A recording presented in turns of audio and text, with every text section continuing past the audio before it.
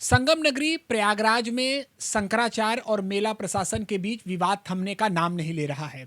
इसी बीच पूरे देश में यूजीसी के नए नियम को लेकर चर्चाएं शुरू हो चुकी है और चर्चा इसलिए भी क्योंकि आज बरेली के सिटी मजिस्ट्रेट ने इसी आधार पर इस्तीफा दे दिया है। हालांकि जानकारी मिलने तक उनका इस्तीफा स्वीकार नहीं किया गया है, लेकिन अब हम इस विषय पर बातचीत करेंगे काशी के धर्माचार्य पंडित संजय उपाध्याय जी से।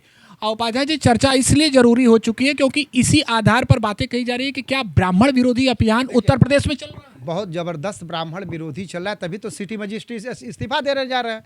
अब सिटी मजिस्ट्रेट जैसा पीसीएस जैसा पद जो है इस्तीफा क्यों देने जा रहा है, ये तो मोहन भागवत जी से पूछना चाहिए ना।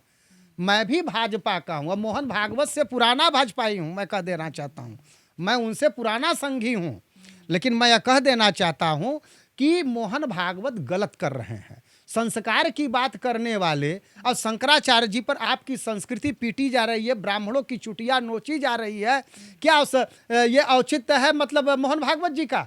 ये संस्कार की बात करने वाले, शिक्षा की बात, अपने को शिक्षित करने वाले मोहन भागवत जी हर जगह अपने आप को वेल एजुकेटेड डेवलप करने वाले और पशु चिकित्सक होकर के इनके अंदर कौन सी विद्या घुस गई है? आप तो मोहन भागवत जी को इस मामले पर ले रहे हैं, लेकिन सवाल इस बात का है कि शासन में उत्तर प्रदेश में भाजपा की सरकार है, मुख्यमंत्री योगी आदित्यनाथ जी हैं, उनके अधिकारी वहां पर स्वाभाविक है कि तैनात किए गए होंगे और मेला प्रशासन और शंकराचार्य के बीच का विषय है ना ये। देखिए, ऐसा है, मेला प्रशासन और शंकराचार्य ये किसके निगाह पर चल रही है? जैसे कांग्रेस को कौन चला? देखिए, मैं किसी पार्टी का नहीं हूँ, एक बार बता दूँ, कांग्रेस को कौन चला रहा है? सोनिया चला रही है। कांग्रेस को सोनिया जी चला रही हैं। भाजपा को कौन चला रहा है? मोहन भागवत जी। मैं भाजपा के मुख्यमंत्री और प्रशासन को नहीं कहने जाऊंगा, ये तो उनके डंडे हैं मोहन भागवत के।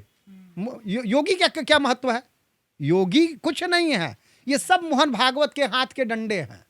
ये मोहन भागवत जैसे योगी को चाह रहा वैसे योगी खेल रहे हैं। अच्छा, यूजीसी के नए गाइडलाइन पर आपका क्या कहना है? क्या लगता है सभी छात्रों का हित इसमें निहित है? नहीं, इसमें सभी छात्रों का हित निहित नहीं है।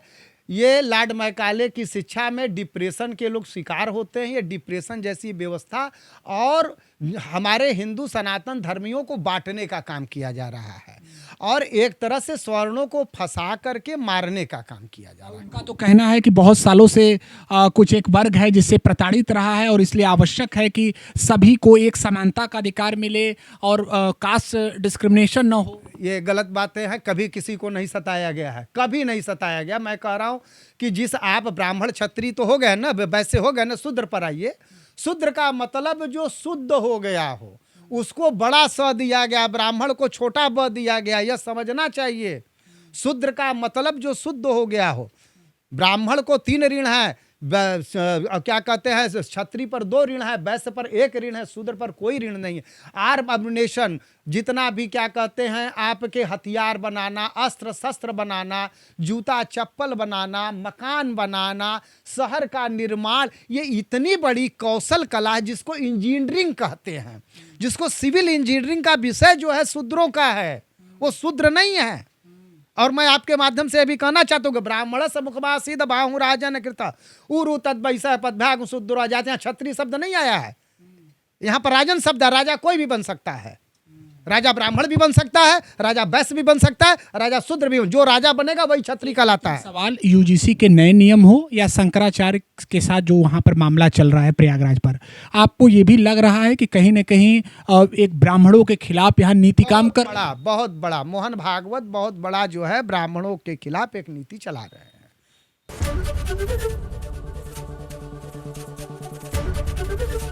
एबीपी गंगा, खबर आपकी, जुबान आपकी।